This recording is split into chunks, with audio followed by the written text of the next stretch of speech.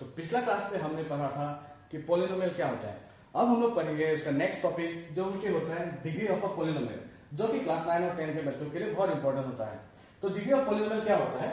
It is the highest power in a polynomial which is called as degree. जैसे कि हम लोग के पास ये पॉलिनोमियल है, ये दो पॉलिनोमियल यहाँ पे दिया हुआ है।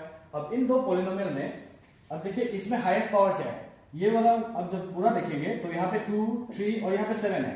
तो हाईएस्ट पावर यहाँ पे कितना है? 7। तो जो हाईएस्ट पावर होगा वो उस पॉलिनोमियल का डिग्री कहलाया जाता है।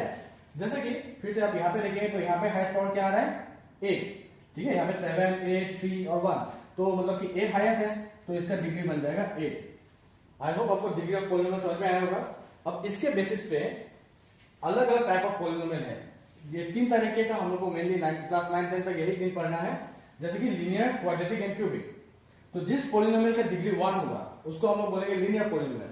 जैसे कि हम लोग के पास होगा x+1 या फिर हो गया 2x+3, कुछ ऐसा टर्म्स जहां पे देखिए पावर क्या है? 1, तो इसको हम लोग बोलेंगे लीनियर पॉलिनोमियल। अब क्वाड्रेटिक पॉलिनोमियल क्या है?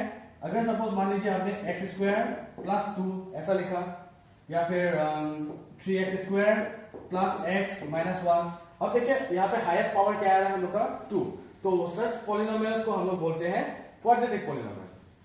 उसी तरीके से क्यूबिक पॉलिनोमियल क्या होगा? x³ + 3x² + x। तो यहाँ पे हाईएस्ट पावर मेरा क्या है? 3।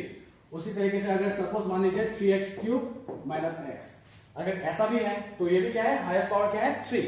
तो जहां पे हाईएस्ट पावर 3 होगा उसको हम बोलेंगे क्यूबिक पॉलिनोमियल। जब हाईएस्ट पावर 2 होगा वो क्वाड्रेटिक, एंड हाईएस्ट पावर 1 तो वो हो गया लीनियर पॉलिनोमियल।